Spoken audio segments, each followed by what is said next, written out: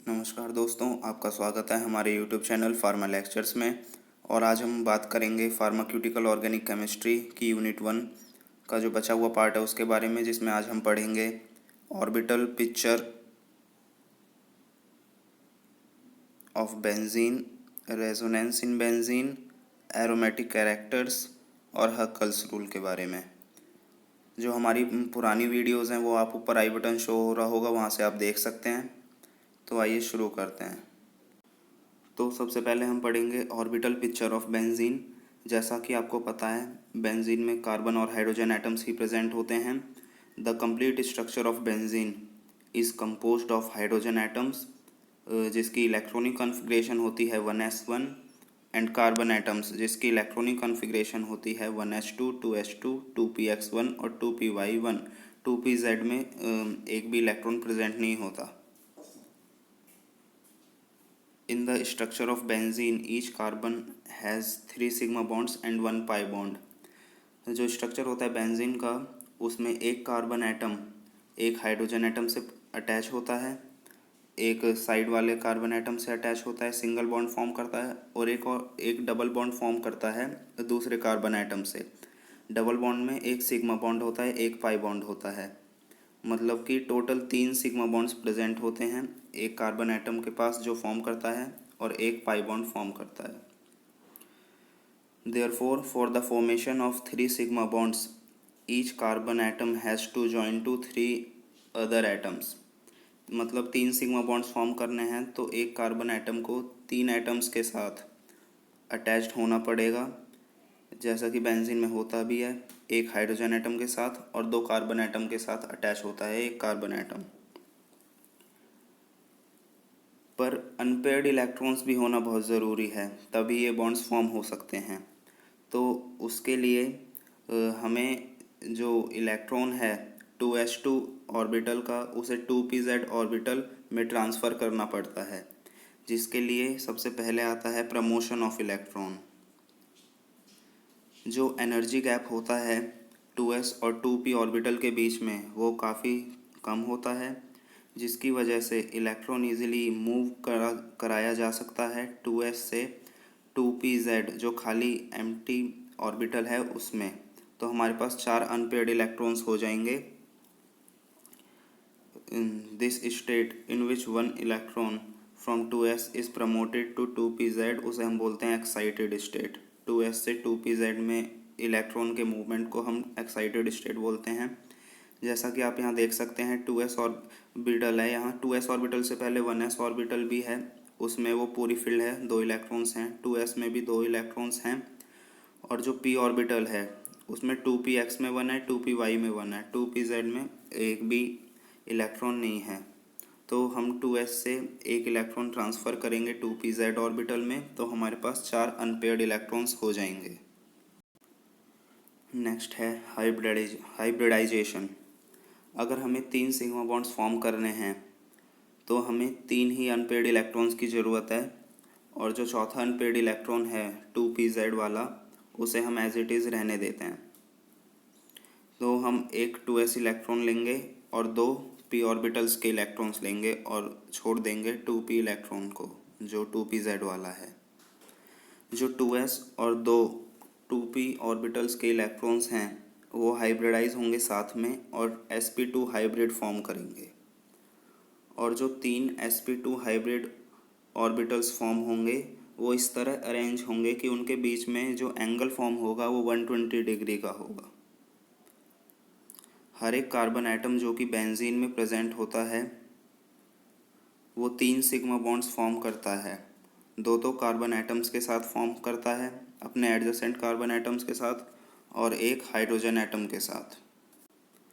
और जो बचा हुआ एक 2pz वाला ऑर्बिटल होता है, जो उसके अंदर एक अनपेयर्ड इलेक्ट्रॉन होता है, वो साइड वाइज ओवरलैपिंग से पाई बॉन्ड का फॉर्मेशन करता है। तो मतलब these systems of pi bond were spread over the whole carbon ring।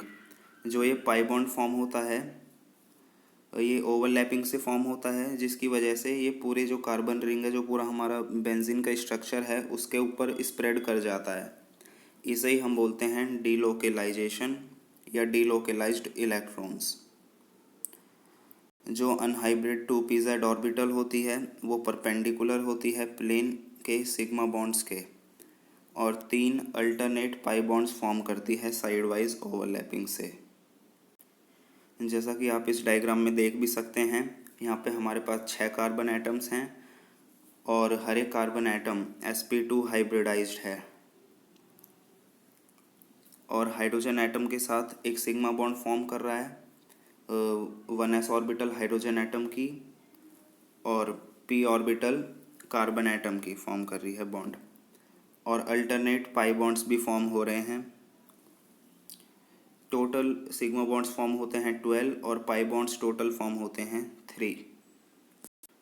Next topic हम पढ़ेंगे रेजोनेंस इन बेंजीन।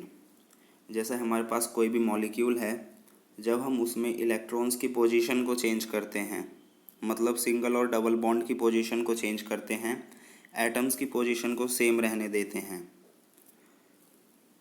और मॉलिक्यूल फॉर्म करता है अगर 2 या 2 से ज़्यादा हाइब्रिड स्ट्रक्चर्स, तो इस फिनोमिना को हम बोलते हैं रेजोनेंस, और वो जो स्ट्रक्चर फॉर्म हुए हैं हाइब्रिड स्ट्रक्चर्स उसे हम बोलते हैं रेजोनेटिंग स्ट्रक्चर।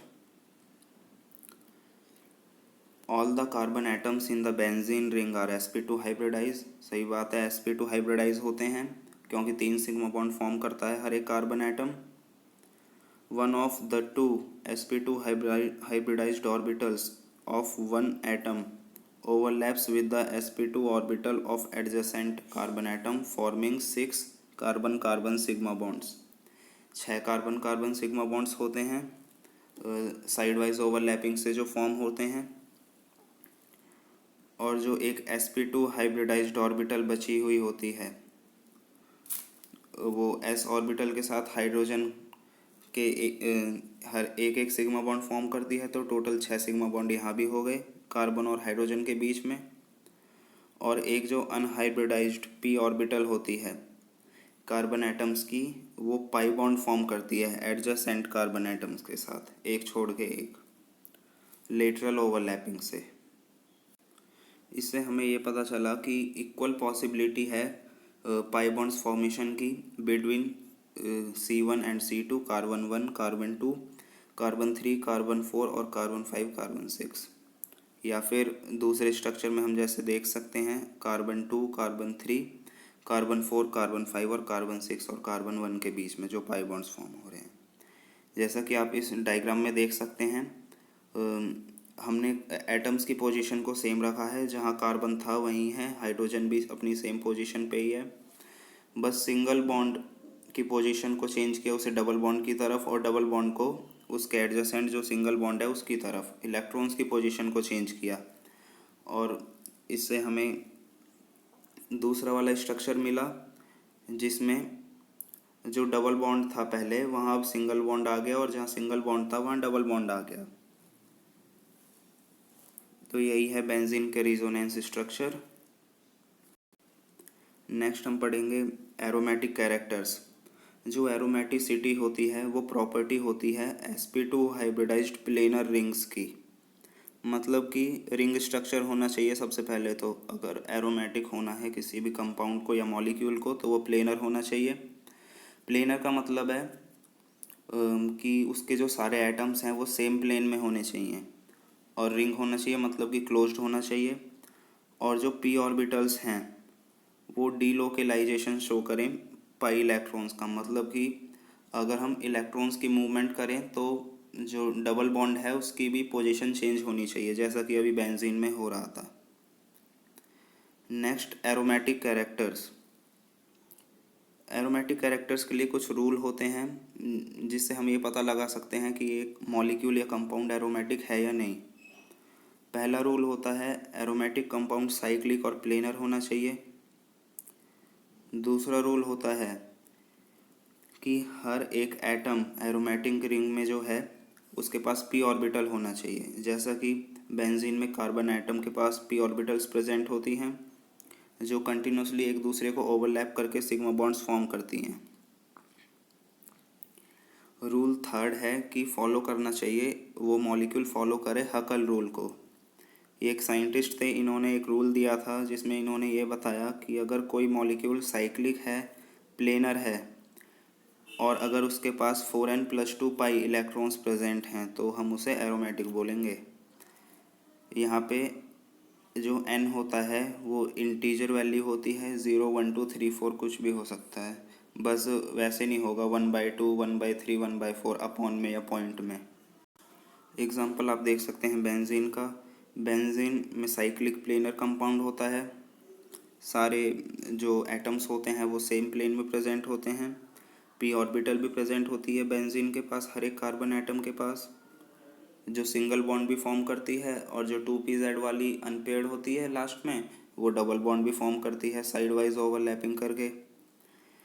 और 3 डबल बॉन्ड्स फॉर्म होते हैं टोटल, जिसमें 6 पाई इलेक्ट्रॉन्स प्रेजेंट होते हैं। तो ये फॉलो करता है हकल रूल को। तो दोस्तों इस वीडियो में बस इतना ही।